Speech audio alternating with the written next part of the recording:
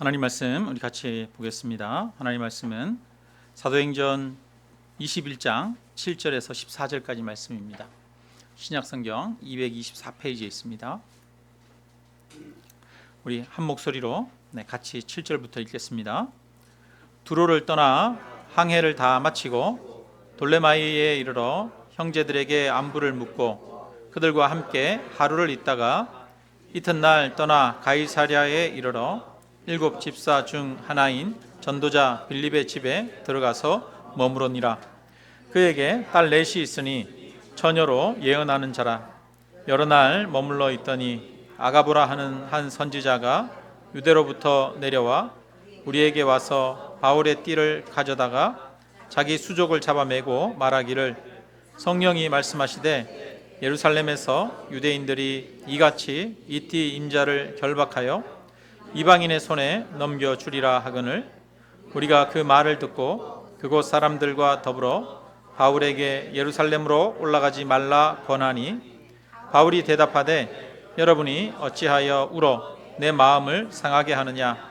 나는 주 예수의 이름을 위하여 결박당할 뿐 아니라 예루살렘에서 죽을 것도 각오하였노라 하니 그가 권함을 받지 아니하므로 우리가 주의 뜻대로 이루어지이다 하고 그쳤노라.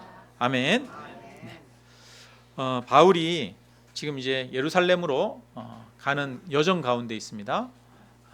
예루살렘으로 배를 타고 가다가 여러 지역에 들르게 됩니다. 잠시 배 시간으로 인해서 또 배를 갈아타는 어떤 그런 중간중간 여유 있는 그런 시간에 바울은 가는 곳마다 성도들을 찾아서 만나고 그들과 교제하며 사랑을 나누었습니다. 바울이 여행하는 목적은 아름다운 자연을 구경하고 유람하고 그 문화를 체험하는 것이 아니었습니다. 여유롭고 좀 더 즐거운 여생을 사는 것이 목적이 아니죠. 바울의 관심은 오직 하나님의 복음을 전하는 것이었습니다. 그리고 그리스도의 사랑을 나누고 교제하는 것이었습니다. 그래서 가는 곳마다 교회를 찾아 성도들을 만나고 성도들과 함께 말씀을 나누었습니다. 바울의 관심은 교회를 세우는 데 있었던 것이죠. 여러분, 이 당시에 여행이 흔하던 시절은 아니잖아요. 요즘처럼 교통이 발달된 그런 시대도 아닙니다. 걸어서 이동을 해야 했고요. 또 배를 타도 돛담배, 노젓는 배 이런 배를 타고 이동해야 하는 여행이 굉장히 어려운 시절입니다. 대부분의 사람들은 자기가 태어난 지역이 있으면 평생 그 자기가 태어난 인근 어느 지역을 벗어나지 않고 살았습니다. 그런 시대에 바울처럼 여행을 많이 한 사람들이 어디 있겠습니까? 바울은 여러 회에 걸쳐서 1차, 2차, 3차 전도 여행을 다닙니다. 수년에 걸쳐서 수천 킬로를 다녔지요. 그리고 그는 단순히 잠깐 한 곳에 들르는 정도가 아니라 어떤 지역에서 사람들을 만나고 그들과 교제하고 또 그들의 문화를 직접 삶의 방식, 사고방식을 직접 경험하면서 그렇게 여러 곳을 떠돌아다니는 것이 바울의 인생이었습니다. 그러니까 바울처럼 여행을 많이 한 사람도 없을 거예요. 여러분, 그렇다면 이 당시에 바울이 여행기를 썼다면 그 여행기는 아마 많은 사람들의 관심을 일으키는 최고의 히트작이 되었을 것입니다. 바울은 사람들에게 자신이 본 산천의 웅장함과 아름다움을 이야기하지 않습니다. 각지의 풍습과 문화를 이야기할 수도 있지만 그런 문화를 이야기하지도 않습니다. 사람들의 생각과 살아가는 삶의 차이에 대해서도 이야기하지 않습니다. 아마 이야기 보따리를 풀라 그러면 그런 이야기 밤새도록 해도 끝이 없었겠죠. 바울이 쓴 글을 한번 보십시오. 바울은 그런 여러 가지 자기가 경험한 그런 여행 이야기 하지 않아요. 바울이 쓴 책에 보면 오직 뭘 얘기합니까? 하나님에 대해서, 예수 그리스도에 대해서, 십자가 은혜와 사랑에 대해서, 교회에 대해서 이야기를 하고 있어요. 여러분, 사람은 누구나 자기가 본 거, 자기가 아는 거 자랑하고 싶잖아요. 그죠? 예. 자랑하려고 하면 바울이 자랑할 만한 것들이 얼마나 많았겠어요. 본 게 얼마나 많았겠어요. 그런데 바울의 관심은 오직 예수 그리스도를 전하는 것이었습니다. 왜? 예수 그리스도가 그에게는 가장 깊은 감동으로 있었고 삶의 가장 큰 영향으로 자기의 삶을 기쁘게 하는 원천이었기 때문이죠. 우리 21장 4절에 보니까 바울이 배를 타고 두로에 내려서 제자들을 찾아 거기에서 1회를 머물더니 이렇게 말하고 있어요. 여기 두로에 머물렀다라고 말합니다. 두로는 바울이 거기에서 교회를 세우거나 전도했던 그런 지역이 아닙니다. 근데 바울이 그곳에서 제자들을 찾았다라고 말하고 있어요. 여러분, 제자들을 찾았다라고 하는 이 찾았다라고 하는 단어는 수색하듯이 찾는 것을 말하는 겁니다. 이 당시에 두로라고 하는 낯선 지역에 왔어요. 거기에 교회를 바울이 세운 곳도 아니에요. 그러니까 어떤 사람이 예수 믿는지도 몰라요. 그리고 당시에 교회가 건물이 있고 십자가가 세워져 있는 것이 아닙니다. 이 당시에 성도들이 모인 교회는 그냥 가정집이었어요. 그러니까 교회가 어딘지 어떤 도시에 가면 금방 알 수 있는 게 아니지요. 사람들에게 수소문해서 물어봐야 됩니다. 혹시 여기에 예수라고 하는 분을 믿는 그런 사람들 없습니까? 그들끼리 안식일날 주일날 모이는 사람들이 없습니까? 이렇게 물어서 어떤 집에 모이는 사람들, 처음 만나는 사람들을 찾아가는 거예요. 바울은 가는 곳마다 그 지역에 교회를 찾아갑니다. 그리고 성도들을 만나서 교제하고 그리스도의 사랑을 나눕니다. 그러니까 바울은 낯선 사람들일지라도 예수 그리스도를 믿는 성도들을 찾아가서 만나고 그들과 교제하고 사랑을 나누는데 열심이었어요. 그러니까 바울이 성도들과 교제하는 일에 얼마나 열심이었는지 알 수가 있겠죠. 그리스도인들이 이렇게 서로 사랑 안에서 교제하는 것은 유익한 일입니다. 우리 성도님들도 그리스도 안에서 많은 사랑의 교제를 나누시기를 주님의 이름으로 축원합니다. 여러분, 서로가 서로에게 찾아가고 안부 전하고 만나고 밥 먹고 하는 것은 참 유익한 일입니다. 성도님들 간에도 그렇게 하는 게 참 유익한 일입니다. 남전도회, 여전도회, 다락 모임에서 찾아가고 만나고 하는 건 유익한 일입니다. 우리 성도님들끼리, 우리 성도님들 안에서 우리는 비록 다른데 멀리 있는 성도님들을 찾아가지는 못하지만 우리 향남 아름다운 교회 성도님들 안에서 서로가 서로를 찾아보고 또 교제하고 사랑을 나누는데 열심을 가지게 되기를 주님의 이름으로 축원합니다. 여러분, 바울이 성도들 안에서 교제하는 일에 얼마나 열심이었습니까? 우리도 그렇게 되기를 바랍니다. 그리고 우리 이어서 8절을 한번 읽어보겠습니다. 8절 같이 있습니다. 이튿날 떠나 가이사랴에 이르러 7 집사 중 하나인 전도자 빌립의 집에 들어가서 머무르니라.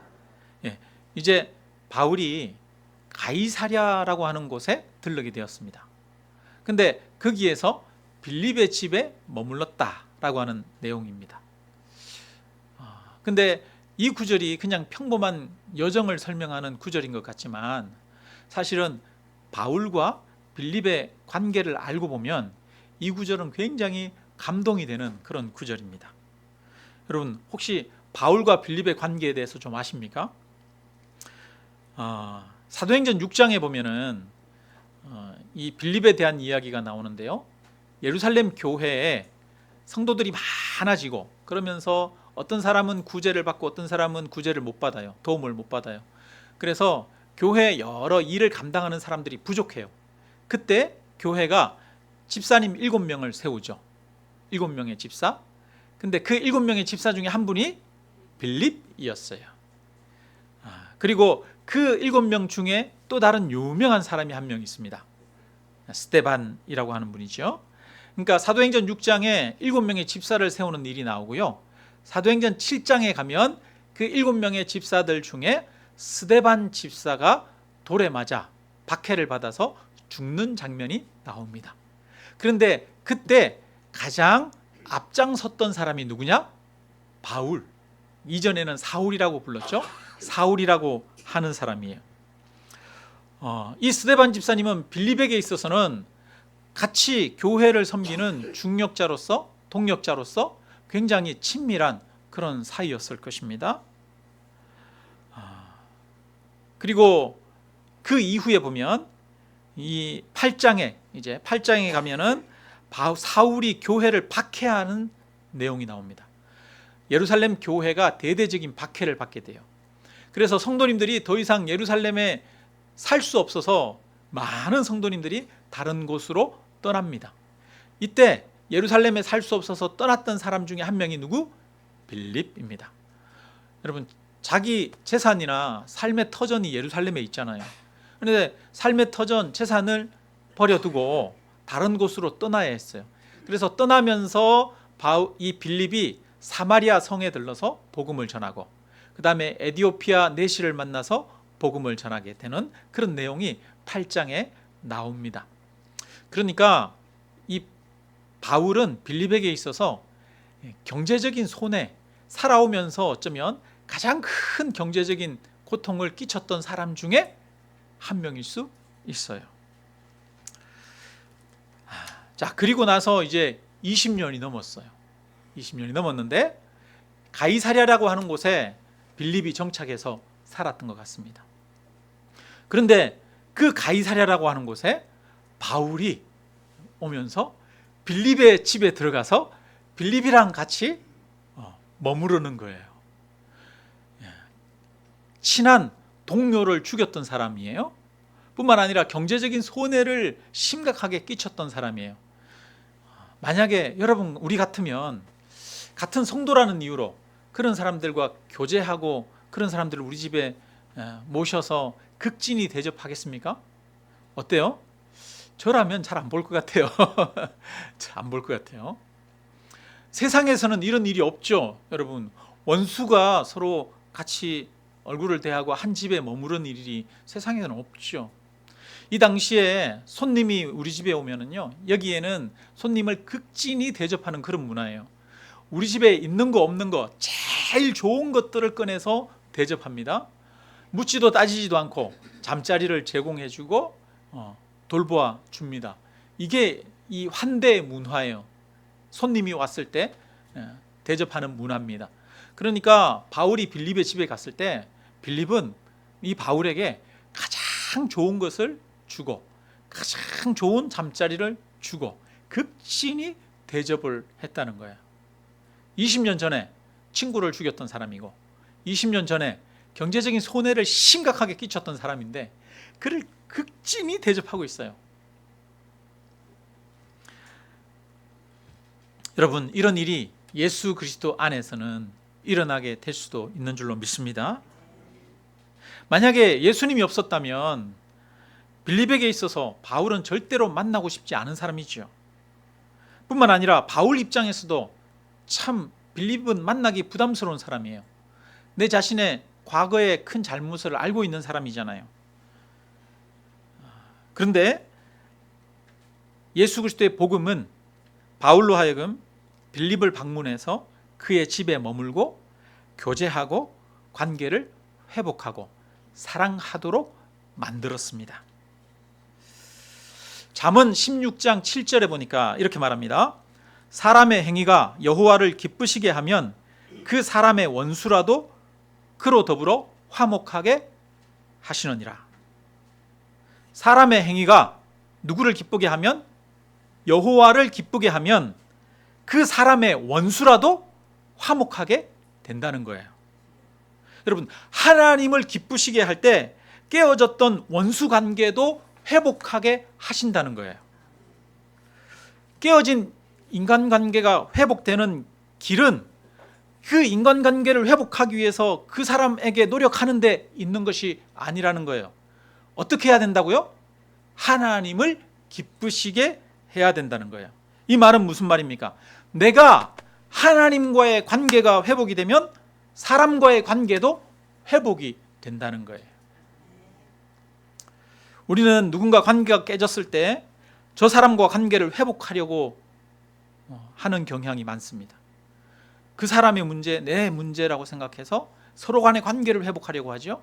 근데 그게 아닙니다. 문제는, 관계가 깨졌다는 것은 나와 하나님의 관계가 깨졌다는 겁니다. 하나님과 나와의 관계가 깨진 결과로 다른 사람과 관계가 깨지는 것으로 나타나는 거예요. 그래서 우리는 사람과의 관계를 회복하기 전에 먼저 하나님과 나의 관계를 회복해야 합니다. 예수님과 나의 관계를 회복해야 합니다. 내가 하나님의 은혜를 알고 십자가 사랑 안에 머물고 하나님과 기도하고 교제할 때에 사람과 관계를 회복할 수 있는 힘이 생기고 능력도 주어집니다. 그래서 값없이 베푸시는 하나님의 은혜, 무한한 하나님의 사랑이 내 안에 흘러야 사람의 관계도 회복이 되지, 그러지 않고서는 사람의 관계가 회복될 길이 없습니다. 다메섹 도상으로 가는 길에 바울이 예수님을 만났어요. 그리고 자신이 죄인인 것을 깨닫고 예수님의 은혜와 십자가 사랑을 알게 되었습니다. 그것을 통해서 하나님과의 관계가 회복이 되었죠. 바울에게 있어서는 하나님은 그냥 관념적으로 아는 그런 하나님이 아니었습니다. 예수님을 직접 만났어요. 내가 박해하던 예수님이 직접 찾아오셨어요. 그래서 하나님은 예수님을 통해서 직접 경험한 하나님이에요. 그 은혜와 사랑이 얼마나 큰지를, 놀라운지를 바울은 경험했습니다. 하나님을 만난 거죠. 경험한 거죠. 그래서 하나님을 경험한 것이 다른 사람들과의 관계를 회복하도록 만들었던 것입니다. 여러분, 사람과의 관계가 깨졌어요? 그거는 어떤 표지입니까? 내 신앙에 문제가 있다는 표지예요. 우리가 하나님을 사랑하노라 하고 그 형제를 사랑하지 아니하면, 미워하면 이는 뭐하는 자니? 거짓말하는 자니, 보는 바 눈으로 형제를 사랑치 않는 자가 보지 못하는 바 하나님을 사랑할 수 없느니라. 여러분, 사람과 관계가 깨져 있으면 그 안에 원인이 있어요. 그 원인은 뭡니까? 하나님과 나와의 관계가 깨져 있기 때문이에요. 창세기에 아담과 하와가 선악과를 따먹잖아요. 선악과를 따먹는 것 자체가 하나님과의 관계가 깨지는 거죠. 그래서 이 선악과를 따먹으면 너희 눈이 밝아져서 하나님처럼 될 거라고 사단이 유혹합니다. 그러니까 하나님을 하나님으로 인정하고 하지 않고 자기가 하나님이 되려고 하는 거예요. 그러니까 이것은, 선악과를 따먹는다는 것은 하나님과의 관계가 깨졌다는 거죠. 하나님과의 관계가 깨지니까, 하나님의 사랑을 모르니까, 하나님과의 권위의 관계, 순종의 관계가 깨지니까 그 다음에 아담과 하와의 사이가 깨집니다. 아담이 하나님이 주신 여자 그가 먹으라고 해서 먹었습니다. 이렇게 말하죠. 아담이 자기 죄를 하와에게 핑계댑니다. 그리고 나서 그 아들들의 이야기, 가인과 아벨의 이야기가 나오죠. 가인이 하나님 앞에 제사 지내고 아벨도 하나님 앞에 제사 지냈어요. 근데 하나님이 아벨의 제사만 받았어요. 가인의 제사는 받지 않았어요. 이 말은 무슨 말입니까? 가인과 하나님의 관계가 깨져 있었다라는 거죠. 하나님이 가인의 제사를 받지 않았어요. 가인의 삶이 하나님과의 관계가 깨져 있어요. 그러니까 그 다음에 동생을 불러서 들판에서 돌을 들고 쳐서 동생을 죽이잖아요. 하나님과 관계가 깨져 있으니까 부부 간에도 깨지고 형제 간에도 깨지는 거예요. 원인은 뭡니까? 원인은 하나님과의 관계가 깨진 것이지요. 그래서 인간은 반대로 하나님과의 관계가 회복되어야만, 하나님의 은혜를 알아야만, 하나님의 사랑이, 예수 그리스도를 통해서 보여주신 그 무한하신 사랑이 오늘도 나와 함께 하시고 동행하시고 나의 삶을 인도하시는 그 은혜가 내 마음 가운데 흘러야 관계가 회복되는 것입니다. 그리고 이 하나님의 은혜가 흐르면 원수되었던 관계도 회복되는 놀라운 능력이 있는 줄로 믿습니다. 왜냐하면 하나님의 그 사랑은 무한하시기 때문이지요. 우리가 하나님 앞에 나아가면 나의 죄악과 나의 허물이 보이고 하나님의 사랑이 얼마나 놀랍고 큰지가 보이기 때문에 우리도 타인의 허물을 덮을 수 있고 용서할 수 있고 사랑할 수 있는 힘이 생기는 것이죠. 여러분, 다른 사람과 관계에 문제를 겪고 있습니까? 누군가가 꼴보기 싫고 힘든 사람이 있습니까? 원수 같은 사람이 있습니까? 그건 내가 하나님과의 관계가 충만치 않다는 증거입니다. 내가 예수 그리스도를 통해서 보여주신 하나님의 풍성한 은혜 가운데 지금 거하지 못하고 있다는 증거라는 거예요. 사람과의 관계가 깨져 있으면 하나님께로 나아가야 됩니다. 하나님께로 나아가야 됩니다. 여러분, 하나님과의 관계를 회복하십시오. 하나님의 은혜 안에 나아가십시오. 그러면 원수도 변하여 친구가 되게 하는 하나님의 역사가 우리의 삶 가운데 나타날 줄로 믿습니다. 최근에 우리나라에 불특정 다수를 향한 정오범죄가 많이 나타나고 있어요. 길 가다가 모르는 사람을 향해서 흉기를 휘두르고 묻지마 범죄를 저지르고 있습니다. 사람이 사람을 사랑으로 대하지 않고 증오의 대상으로 대하고 있는 거죠. 무엇이 이런 사회 병리적인 현상을 만들었습니까? 어떻게 하면 이런 일을 극복하고 회복할 수 있습니까? 여러분, 세상의 다른 기술적인 방법이 아니라 정말 근본적인 치유책은 바로 예수 그리스도를 아는 것이고 살아계신 하나님, 은혜의 하나님, 사랑의 하나님, 그 하나님을 아는 것인 줄로 믿습니다. 시대가 냉랭하고 험악해질수록 복음만이 유일한 희망이고 해결책입니다. 온 세상이 예수를 알아야 합니다. 온 세상이 하나님과의 관계를 회복해야 합니다. 그래야 사람 사는 세상도 회복이 됩니다. 이어서 이제 바울이 예루살렘을 향해 가면서 여러 곳을 들르는데요. 들르는 곳마다 사람들이 바울에게 하는 공통적인 말이 있어요. 예루살렘에 가지 마라. 예루살렘에 가면 환난과 결박이 기다린다. 아니, 밀레도에서도 그렇게 말하고요. 그 다음에 두로에서도 사람들이 바울의 파짓가랑이를 물고 늘어지면서 가지 말라고 말하고요.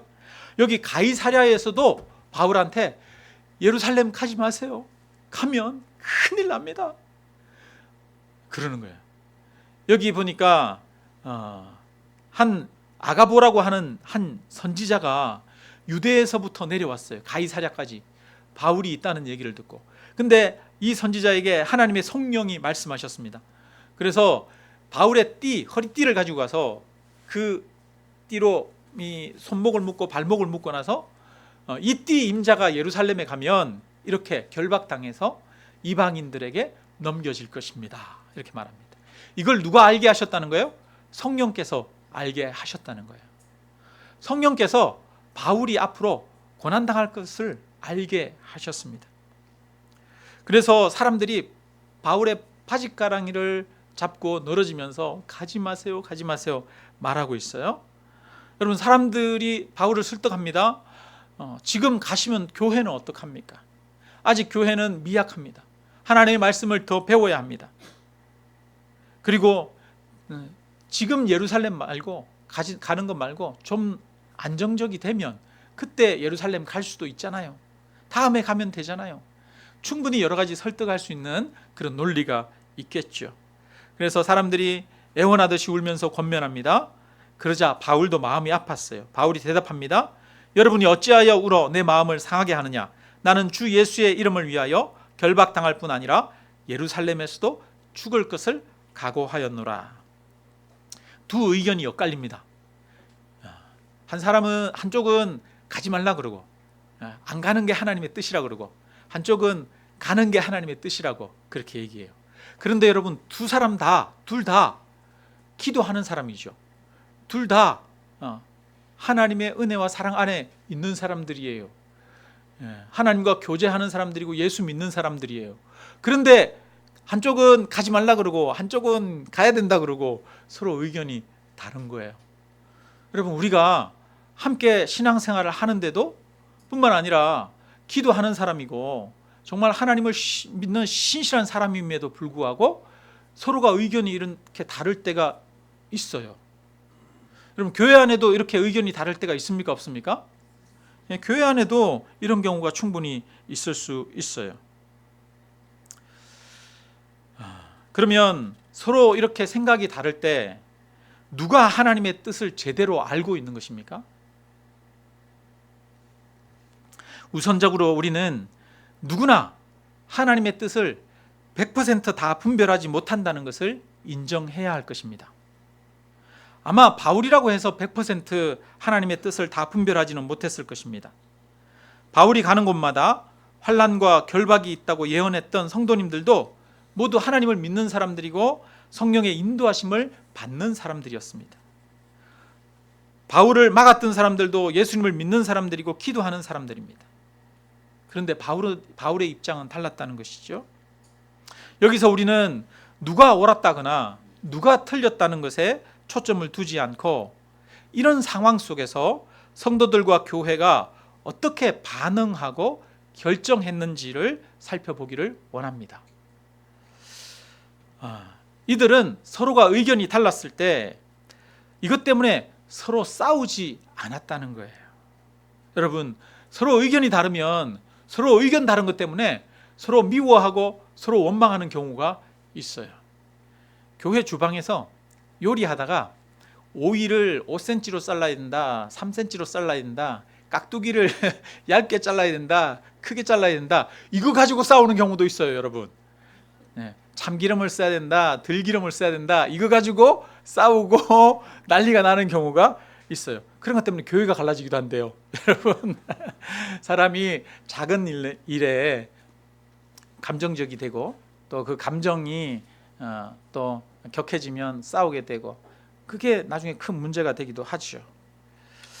근데 이들은 서로 의견이 달라도 한 몸인 것을 잊지 않았다는 거예요.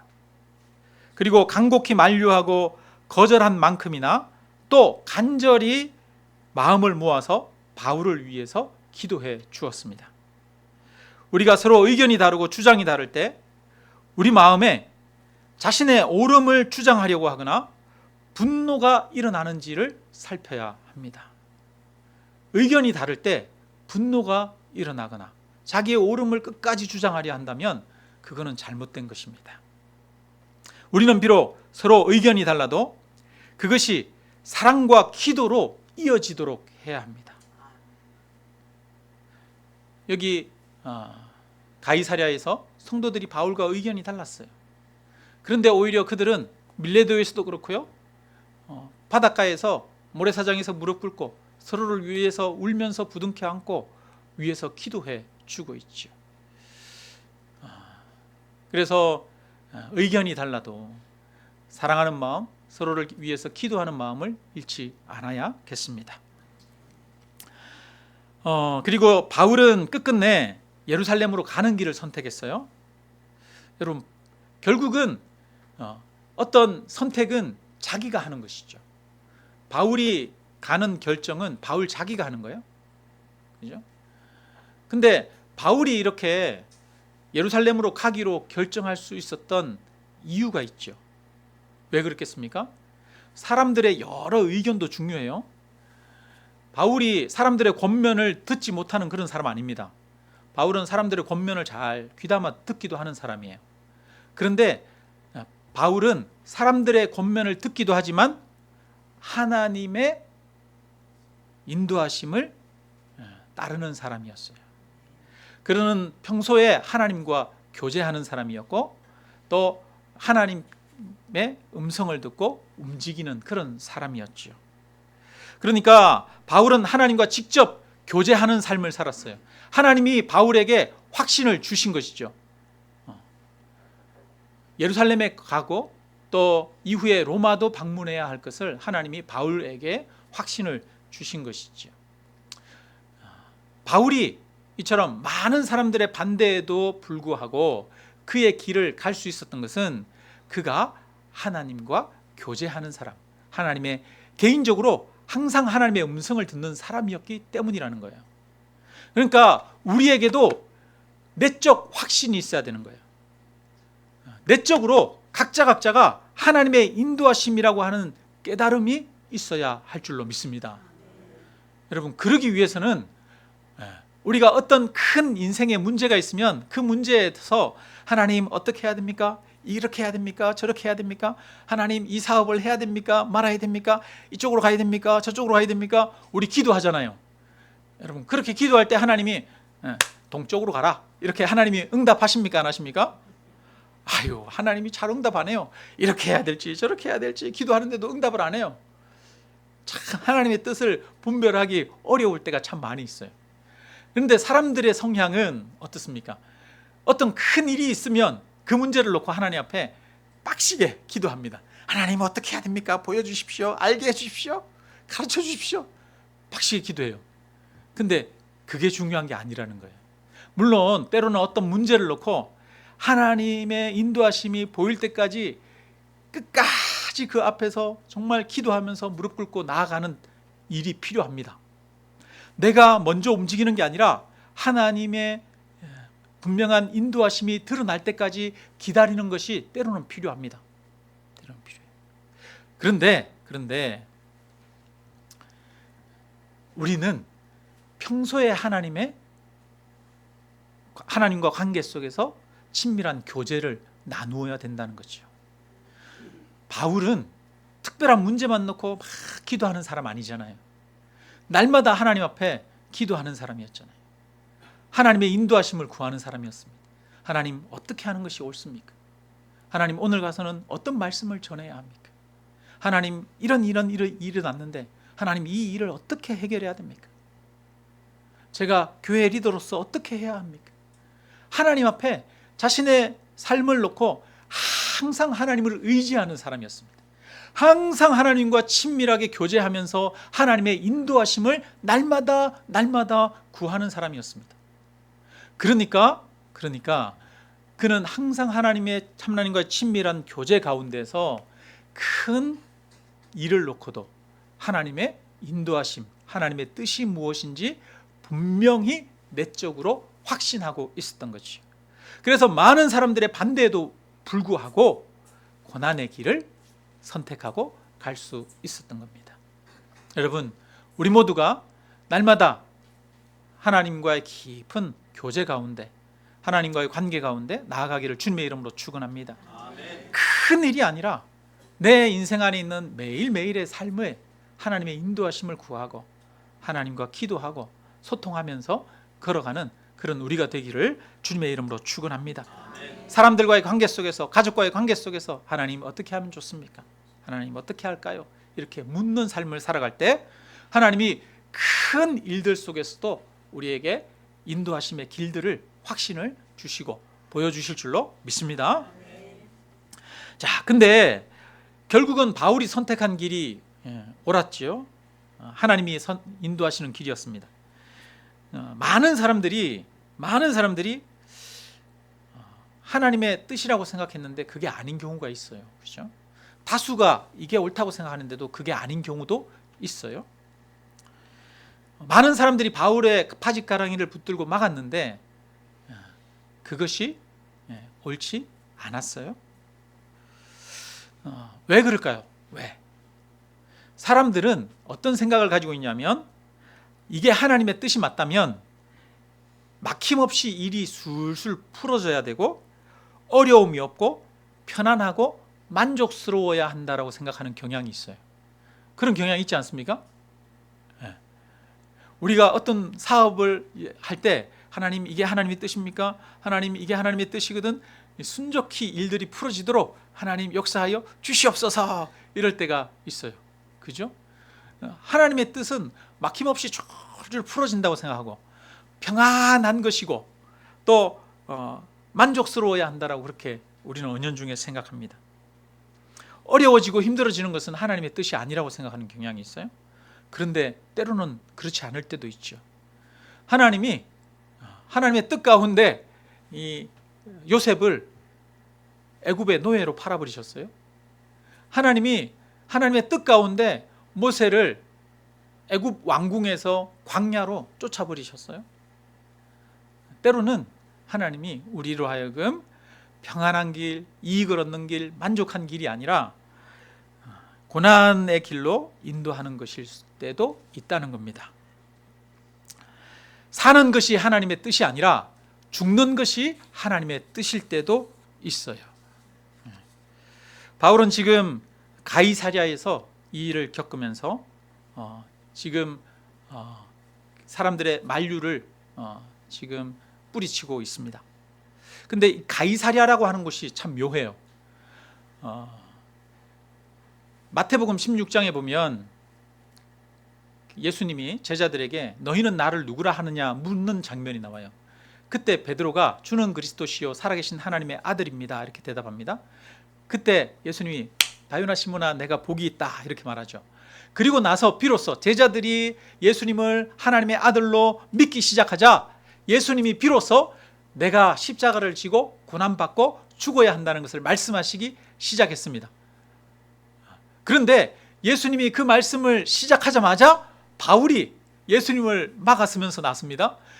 예수님 절대로 그런 일이 일어나면 안 됩니다. 예수님 안 됩니다. 우리는 그런 일이 일어났도록 막겠습니다. 이렇게 말하는 거예요. 그때 예수님이 이 사단아 물러가라. 너는 나를 넘어지게 하는 자로다. 사람의 일을 생각하는 자로다. 이렇게 말하죠. 그 일이 일어난 곳이 어디요? 가이사랴. 마태복음 16장에 가이사랴에서 그런 일이 일어나요. 근데 지금 바울이 예루살렘으로 향해서 가려고 합니다. 결박과 환난이 기다리는 그 길로 가려고 합니다. 사람들이 막습니다. 그 길이 하나님의 뜻이 아니라고 막습니다. 그런데 바울은 그 고난의 길이 하나님의 인도하심이고 뜻이라고 말합니다. 바울은 말하죠. 바울은 13절에 보니까 이렇게 말합니다. 바울이 대답하여 여러분이 어찌하여 울어 내 마음을 상하게 하느냐. 나는 주 예수의 이름을 위하여 결박당할 뿐 아니라 예루살렘에서 죽을 것도 각오하였노라. 이렇게 말합니다.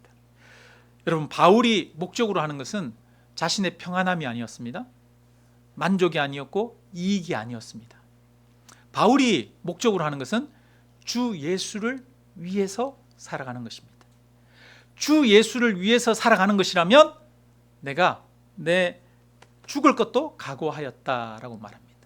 삶의 목적과 삶의 방향이 다른 것이죠. 여러분 우리가 삶의 목적과 삶의 방향이 다르면 하나님의 뜻을 제대로 분별할 수가 없어요. 삶의 목적과 방향이 나의 만족과 평안함이고 이익을 누리는 것이면 하나님의 뜻을 분별할 수가 없어요. 내가 주 예수 그리스도를 위해서 살겠다라고 하는 마음이 있을 때 하나님의 인도하심을 구별할 수 있게 되는 것이죠. 바울은 내가 하나님의 인도하심을 하나님을 위해서라면 주 예수 그리스도를 위해서라면 내가 죽을 것도 각오했다라고 말합니다. 여러분 우리의 삶의 방향이 주님을 위해서라면 라고 하는 삶의 방향을 가지기를 주님의 이름으로 축원합니다. 저 자신도 이렇게 보니까 점점 이런 생각을 많이 해요. 나중에 노후에는 좀 편안해야 될 텐데 은퇴하고 나면 좀 여유 있고 만족스러운 그런 삶을 살아야 할 텐데 이런 생각들을 하게 됩니다. 마음에 만족과 평안함, 이익을 구하는 마음이 계속 찾아와요.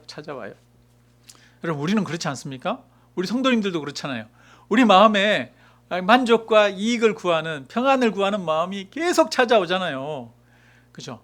그럼 평안을 위해서 기도해 주면 좋잖아요. 그런데 우리가 그렇게 하면은 하나님의 뜻을 분별할 수 없다는 거예요. 예수님은 나를 따르고자 하는 자는 자기 십자가를 지고 나를 따르라고 그렇지요. 주님을 위해서 살고자 하는 마음의 목적을 가지라는 것입니다. 여러분, 저와 여러분이 마음의 목적을 다시 한번 분명하게 새기기를 원합니다.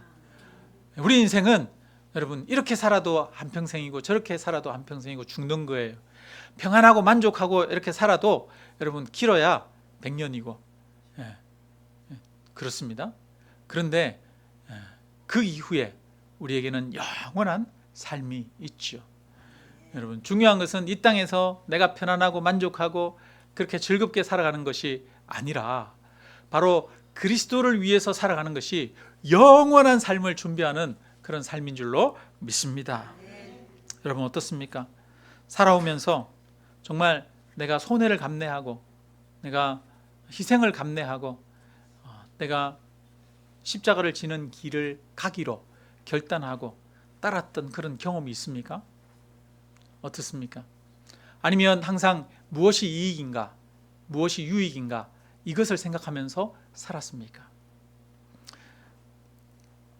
그리스도께서 원하는 일, 하나님을 위하는 일이 무엇인가를 생각하는 우리가 되기를 주님의 이름으로 축원합니다.